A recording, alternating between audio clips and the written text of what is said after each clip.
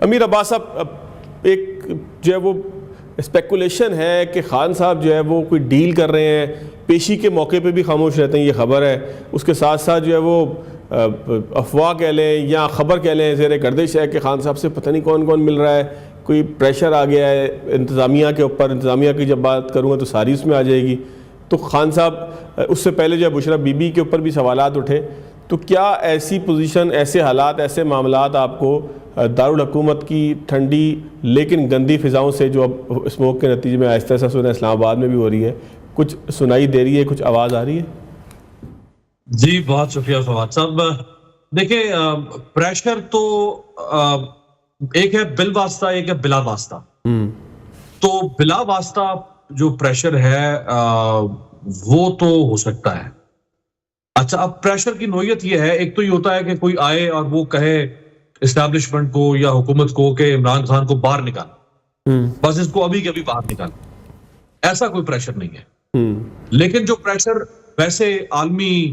اخبارات میں، جریدوں میں، امریکی کانگریس سے لے کے، امریکی 60 اراکین کانگریس کے خطوط سے لے کے، ان کی اسٹینڈنگ کمیٹی سے لے کے، برطانیہ کے 20 کے قریب اراکین ہاؤس آف کامنز وہاں سے لے کے، ہیومن رائٹس واچ سے لے کے، ایمنسٹی انٹرنیشنل سے لے کے، یونائٹڈ نیشنز کا جو سوئٹزرلینڈ میں ادارہ ہے جس نے کہا تھا کہ یہ آربیٹری ڈیٹینشن سیاسی قید ہے، یہ جو ماحول ہے وہ ضرور ایک پریشر ہے حکومت کے لیے۔ اور آئے روز جو اسٹیٹ ڈپارٹمنٹ کی پریس کانفرنس ہوتی ہے ویکلی، اس میں ہر پریس کانفرنس میں سوال کوئی نہ کوئی عمران خان کے بارے میں ہو رہا ہے، یا جو پاکستان میں عمران خان یا پی ٹی آئی سے متعلقہ جو ڈیولپمنٹس ہیں سیاسی ان میں ہو رہا ہے۔ تو یہ بہرحال ایک پریشر ضرور ہے، لیکن میں نہیں سمجھتا کہ کوئی ایسا پریشر ہو کہ باہر سے کسی نے کہا ہو کہ جی بس فوراً ہی کڈو خان صاحب نو باہر، ایسی دی تیسی، ایسا کوئی پریشر نہیں ہے۔ جنہوں نے یہ پریشر ڈالنا ہوتا ہے وہ دیکھیں دنیا میں 2 سے 3 طاقتیں ہیں، ایک ہے امریکہ، ایک ہے برطانیہ، ایک ہے یورپی یونین، جو کسی حد تک ویسے وہ اس طرح کا پریشر ڈالتی نہیں ہے، ان کی کوئی روایت نہیں ہے، لیکن وہ پریشر ڈالتی ہیں مختلف سینکشنز کے ذریعے سے یا انسینٹیوز کے ذریعے سے۔ جیسے جی ایس پی پلس سٹیٹس ہے فار ایگزامپل پاکستان کو ملا آج سے کوئی 10 سال پہلے، اس میں پریشر آ سکتا ہے کہ جی آپ چونکہ وائلیشنز کر رہے ہیں ہیومن رائٹس کی، پولیٹیکل فریڈمز کی، لہٰذا ہم آپ کو جی ایس پی پلس سٹیٹس نہیں دیتے۔ یا آپ کے جو دوست ممالک ہوتے ہیں جیسے کہ سعودی عرب ہے، یو اے ای ہے، چین ہے، ان کی طرف سے کوئی پریشر آئے، جیسے نواز شریف صاحب کو مشرف کے زمانے میں شاہ عبداللہ نے اور حریری خاندان نے پریشر ڈال کے، وہ دوستی کی وجہ سے مشرف صاحب چونکہ شاہ عبداللہ کا بڑا ریگارڈ کرتے تھے، شاہ عبداللہ ان کو اپنا چھوٹا بھائی کہتے تھے۔ سو ایسا کوئی پریشر جو ہے وہ فواد صاحب نہیں ہے، اگر کوئی کہے تو وہ سرین غلط کہہ رہا ہے، کوئی ایسی شعوریت نہیں ہے۔ اگر ایسا ماحول کوئی بنایا تو امیر بھائی یہ بھی تو ہو سکتا ہے نا کہ پاکستان تحریک انصاف کے پاس سروائیول ہی ان چیزوں کا ہو کہ وہ اس طرح کے ماحول میں اپنے آپ کو زندہ رکھیں۔ جی بالکل، آپ نے بالکل بجا فرمایا۔ دیکھیں وہ تو کوئی بھی جو مزاحمت میں جی رہا ہوگا نا فواد صاحب، جو بھی ایجیٹیشن کی سیاست کر رہا ہوگا، جو ریئیکشنری پالیٹکس کر رہا ہوگا، وہ تو یہ کرے گا نا۔ اب ایسا تو نہیں نا کہ تحریک انصاف اپنے اوپر ڈھکن رکھ کے اور کہے کہ ہم پارٹی کو ڈسبینڈ کر رہے ہیں، ہم گھر جا رہے ہیں، اب ہم اگلے 10 سال تک کوئی سیاست، ایسے تو کوئی نہیں کرتا۔ لوگ ریزسٹ تو کرتے ہیں، جتنی بھی آپ مزاحمتی تحریکیں اٹھائیں، ریزسٹنس موومنٹس اٹھائیں، اس میں لوگ پھر جدوجہد کرتے ہیں، ٹکراتے ہیں، لڑتے ہیں، بٹ انہیں اپنے آپ کو زندہ رکھنا ہے۔ اور اس میں کوئی شک نہیں ہے کہ عمران خان اس وقت پاکستان میں واحد سمبل آف ریزسٹنس ہے، وہ اس وقت مزاحمت کی علامت ہے۔ اور جس طرح وہ مزاحمت کر رہا ہے خود رانا ثناء اللہ سے لے کے، نون لیگ کے لوگوں سے لے کے، باقی مخالف مولانا فضل الرحمان سے لے کے، دیکھیں نا ہر شخص نے ڈائریکٹلی اور انڈائریکٹلی تسلیم کیا ہے کہ اس نے بہرحال 15 مہینے جس طرح جیل میں گزارے ہیں، کبھی اس نے کوئی شکایت یہ نہیں کی کہ میں بیمار ہو گیا، میں خود مر گیا، میں لٹ گیا، میں برباد ہو گیا، مجھے نکالیں، کسی اسپتال میں بھیج دیں۔ اس کی پارٹی نے بھی ریزسٹنس کو فیس کیا، وہ بھی فیس کر رہا ہے۔ یہ تو اس کے مخالفین کی زبان سے الفاظ ہے نا، تو یہ تو اس میں کوئی شک نہیں کہ وہ اپنے اس پہ سٹانس پہ ہیں اور ریزسٹ بھی کر رہے ہیں۔ ٹھیک ہو گیا نظامی صاحب، اگر اسموک سے کچھ جو ہے وہ حد نگاہ خراب ہوئی ہو تو اس کے بعد جو نظر آنے والی چیزیں ہیں سیاسی طور پہ تھوڑا بہت تو پھر بھی نظر آ رہا ہوگا نا، اس میں آپ کو کیا لگتا ہے کہ جو امیر عباس صاحب کہہ رہے ہیں وہ درست ہے، یا وہ بات زیادہ درست ہے کہ جو لوگ کچھ لوگ شکوک و شبہات کا اظہار کر رہے ہیں اور کچھ لوگ خوشی کا اظہار کر رہے ہیں کہ کوئی ڈیل مل رہی ہے؟ خان صاحب پھر خاموش بھی رہے ہیں 2-3 آخری پیشیوں کے اندر، عدالت میں بھی سنا زیادہ وقت وہ خاموش رہے، رپورٹڈ چیز ہے سر۔ جی بہت شکریہ. اس میں میرا خیال ہے کہ 2-3 اہم پوائنٹس ہیں جن پہ مختصراً میں بات کرنے کی کوشش کروں گا. ایک تو یہاں پہ جس طرح بین الاقوامی معاملات کا تذکرہ کیا گیا، میں اس سے ہٹ کے اندرونی حوالے سے جو ایک ٹائم لائن یا سکیچ بنتا ہوا نظر آ رہا ہے اس کو بھی ضرور دیکھنا ہے. ایک تو یہ ہے کہ پاکستان کی سیاست میں ہم یہ دیکھتے ہیں کہ جب الیکشنز ہو جاتے ہیں، نئے ادارے فارم میں آ جاتے ہیں، اس کے بعد پھر چیزیں کہیں نہ کہیں اتنی سخت نہیں رہتی. ابھی آئینی ترمیم کے بعد ہم نے دیکھا کہ سپریم کورٹ والا مسئلہ بھی کسی حد تک حل ہو گیا، اور وہ جو ایک پریشر تھا کہ شاید کچھ سسٹم کے اوپر کویسچنز آئیں گے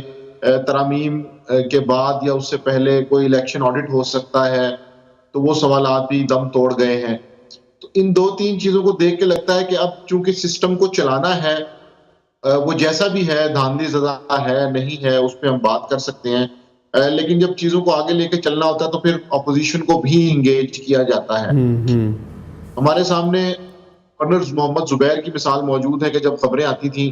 کہ اسلام آباد کلب میں ان کی اچانک ملاقات ہو گئی اور خیر سگالی کے کلمات لائن میں کھڑے تھے، ناشتہ لے رہے تھے کہ اچانک ملاقات ہو گئی، وہ سارا جو تھا. تو میرا خیال ہے کہ یہ اس طرح کی ملاقاتوں کا وقت آن پہنچا ہے، اور اب چونکہ دونوں فریق یہ افورڈ نہیں کر سکتے. تحریک انصاف کا ایک انٹرنل ایشو یہ ہے کہ وہ پچھلے 6-8 مہینے کے اندر وہ امپریشن نہیں کریٹ کر پائی کہ ان کے احتجاج سے کوئی حکومت دباؤ میں ہے. تو یہ ایک نیگیٹو پوائنٹ ہے تحریک انصاف کے پاس. یہ بات درست ہے کہ عمران خان جیل میں بالکل ہیں اور وہ بڑی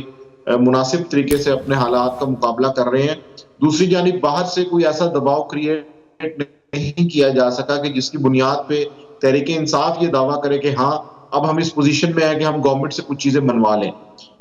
بریک لیتا ہوں اور بریک کے بعد جب دوبارہ آئیں گے تو ماجد نظامی صاحب کے پاس یہ سوال دوبارہ لے کر جائیں گے. بریک کے بعد خوش آمدید. ماجد نظامی صاحب، آپ کا بیانیہ مکمل طور پر ہم سن نہیں پائے تھے، بریک سے پہلے کچھ جو ہے وہ رابطوں میں تعطل آ گیا تھا، لیکن میرا خیال ہے بحال اب ہو گیا ہے. تو سوال بھی تھوڑا سا نیا کر لیتے ہیں نئی بحالی کے ساتھ ساتھ ہی. سر، ڈونلڈ ٹرمپ کے حوالے سے پاکستان تحریک انصاف ہی سمجھتی ہے، بہت کنسرن ہے کہ ڈونلڈ ٹرمپ جیت جائیں اور پھر جو ہے وہ ایک نئے دور کا آغاز ہو کہ جس کے بعد ان کی ٹیبل پہ ایک فائل جائے جس پہ وہ دستخط کریں کہ حکومت یعنی کہ امریکہ جو ہے وہ پاکستان کے اوپر ایک پریشر دے جس کے نتیجے میں عمران خان صاحب جیل سے باہر آ جائیں. یہ ایک تھیوری میں نے آپ کے سامنے پیش کی ہے، اس کا پریکٹیکل کیا دیکھتے ہیں؟ جی بالکل، یہ ایک بڑی دل لبھانے والی ایک سازشی کہانی ہے کہ جس کے اندر تمام پازیٹیو باتیں ایک جماعت کے لیے موجود ہیں، لیکن میرا نہیں خیال کہ عملی طور پہ ملکوں کے آپسی معاملات کے اندر اس طرح سے چیزیں پروسیس کی جاتی ہیں. اور نہ تو ڈونلڈ ٹرمپ کو اور نہ ہی امریکہ کو اس وقت پاکستان میں کوئی ایسی ضرورت درپیش ہے کہ جس کی بنیاد پہ وہ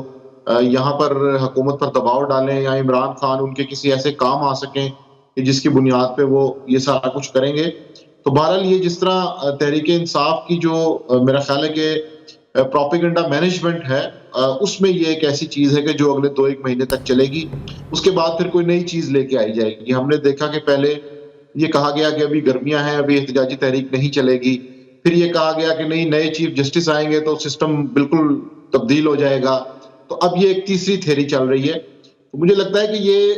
پریکٹیکلی تو اس کی میرا خیال ہے امپلیمنٹیشن دور کی بات ہے. صرف کارکن کو متحرک رکھنے کے لیے، اپنے ورکر کو ایک امید دینے کے لیے اس طرح کی بات کی جا رہی ہے تاکہ وہ نا امیدی کا اور مایوسی کا شکار نہ ہو. کیونکہ اگر کارکن اور نا امیدی کا شکار ہو گیا تو پھر تحریک انصاف شاید اتنا امپریشن کریٹ نہیں کر پائے گی. ٹھیک ہو گیا. آپ کیا کہتے ہیں امیر بھائی کہ ڈونلڈ ٹرمپ صاحب کیا واقعی کنسرن ہوں گے؟ ایک ایسے ماحول کی میں بات کر رہا ہوں کہ جہاں پہ امریکہ کی پارلیمان میں مختلف موقعوں پہ مختلف معاملات پہ جو ہے وہ سینیٹرز خط بھی لکھ چکے ہیں اپنی حکومتوں کو اور مطالبہ کر چکے ہیں کہ پاکستان کو کوئی پریشر کا شکار بنایا جائے. تو کیا